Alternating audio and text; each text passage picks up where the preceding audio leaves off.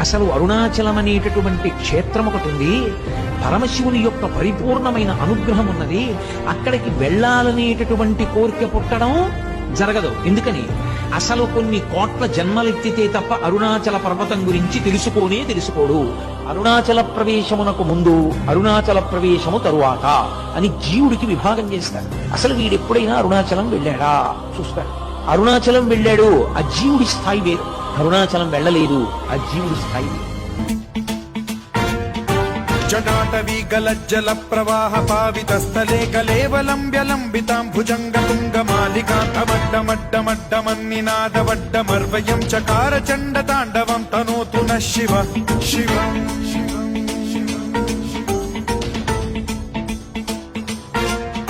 జటాకటాహ సంభ్రమ భ్రమ నిలింప నిర్ఝరీ విలోల వీచి వల్లరీ విరాజమాన మూర్ధని ధగ ధగ